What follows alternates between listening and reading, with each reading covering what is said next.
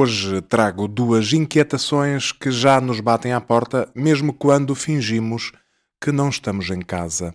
O tempo, que nos foge pelos dedos, e a tecnologia que nos escreve pensamentos antes de os termos. Vivemos entre a pressa e o atalho, entre o relógio que não para e a inteligência artificial que não dorme. A pergunta é simples: o que é que ainda depende de nós? Respira, começamos agora. Hoje falo do tempo, esse senhor apressado. Relógios por todo lado, tempo em lado nenhum. Vivemos em agenda, a agenda não vive por nós. Corremos muito, chegamos pouco.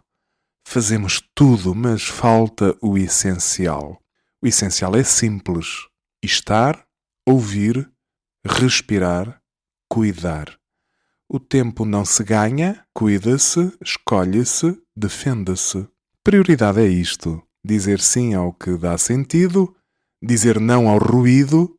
Isso não é egoísmo, é ter norte. Inspirar, expirar. 1 minuto inteiro é muito quando estamos presentes.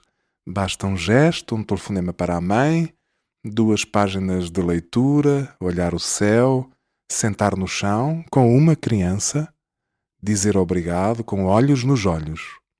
Medimos passos, esquecemos de medir abraços, contamos tarefas, perdemos conversas. O urgente grita, o importante fala baixo. Convém escutar devagar, convém escolher melhor. 3 perguntas do bolso: serve alguém? Posso aproximar-me do que sou? Posso fazer com calma? Se a resposta é sim, entra. Se é não, sai, sem culpas, sem drama. O tempo é finito. Não para assustar, mas para acordar. Cada manhã é recomeço, cada tarde ainda pode salvar o dia. Cada noite pede gratidão. No meu bairro de Campinho aprendi isto: o tempo tem terra nos pés. Quem corre sem olhar, cai. Quem anda com passo certo, chega inteiro.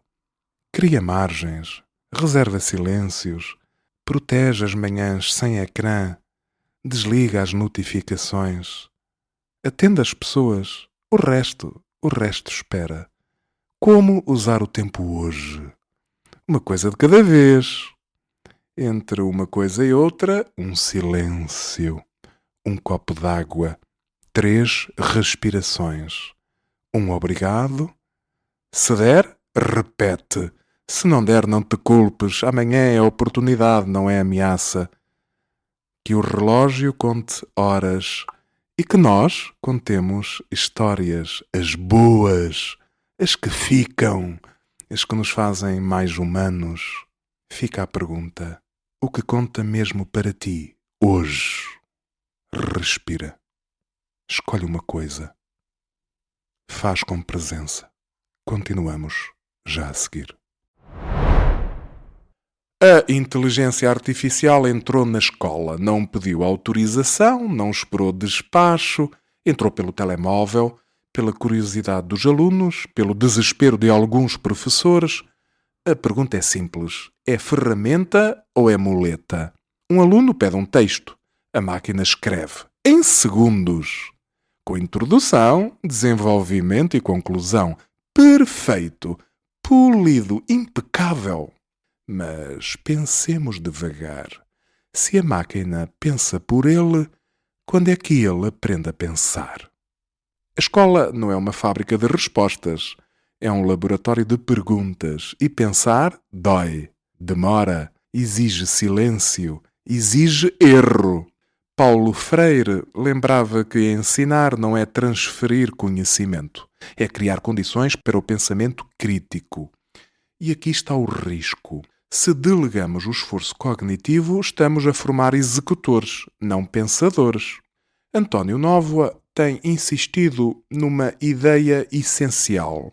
A escola precisa de sentido, precisa de relação humana, precisa de comunidade.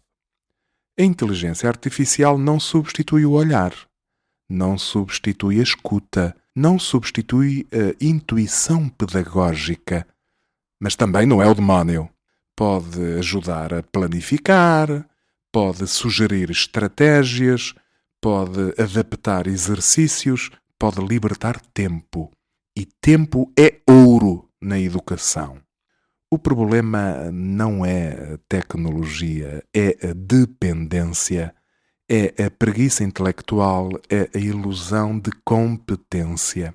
Copiar sempre existiu, agora copia-se melhor, com mais estilo e menos esforço. O que fazemos então? Proibir? Ingênuo. Ignorar?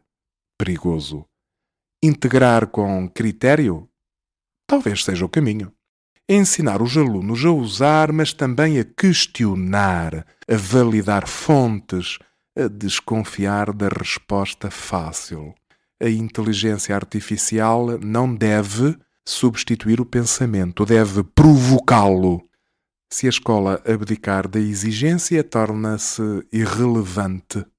Se souber usar a tecnologia como aliada, pode tornar-se mais humana, mais livre, mais exigente. No fim, a questão não é tecnológica, é ética, é pedagógica, é política. Queremos alunos que saibam pedir respostas ou cidadãos que saibam fazer perguntas? A diferença é e será sempre abissal. Portugal é um país curioso. Quer ser século XXI, mas estaciona em segunda fila como se ainda estivéssemos no tempo da burra. E mesmo a burra, coitada, tinha mais juízo. Culpados há muitos, e são sempre os mesmos. Se chove, culpa do governo. Se faz sol, culpa da oposição. Se há trânsito, culpa dos imigrantes. Se não há trânsito, isto está tudo morto. Entretanto, no meio desta ópera bufa, as pessoas, nós, vamos vivendo. Vivendo é modo de dizer, vamos tropeçando. Pedimos civismo, mas furamos filas com a elegância de quem acha que tem diploma de prioridade vitalícia.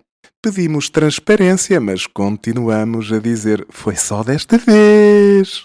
Desta vez é hoje, e hoje repete-se todos os dias.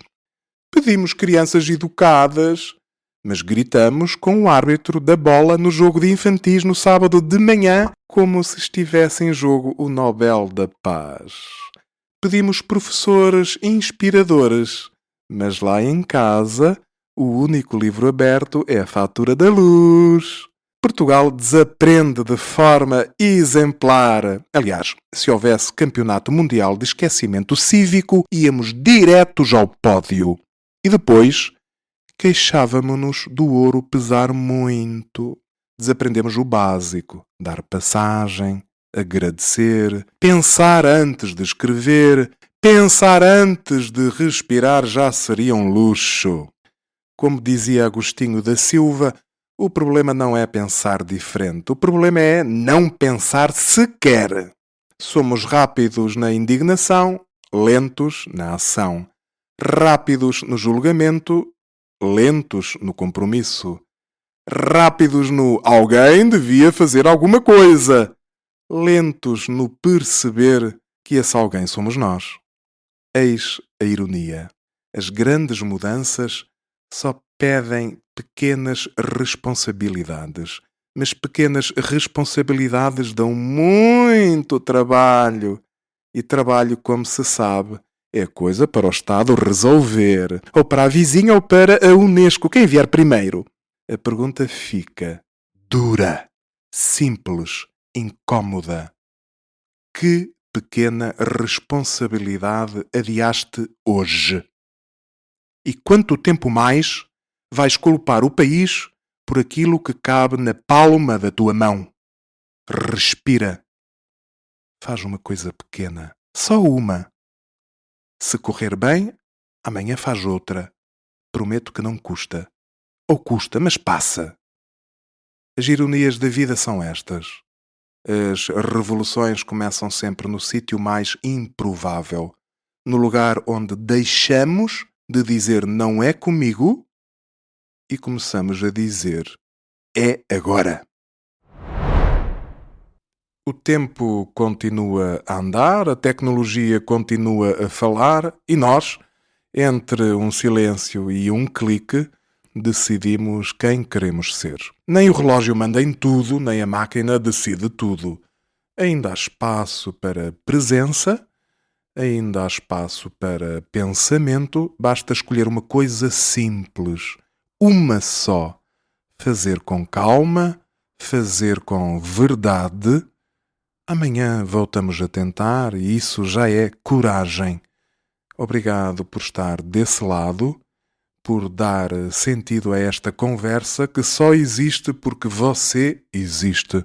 E antes de irmos embora, fica a exortação de sempre. Nunca, por nunca, peça desculpa por existir.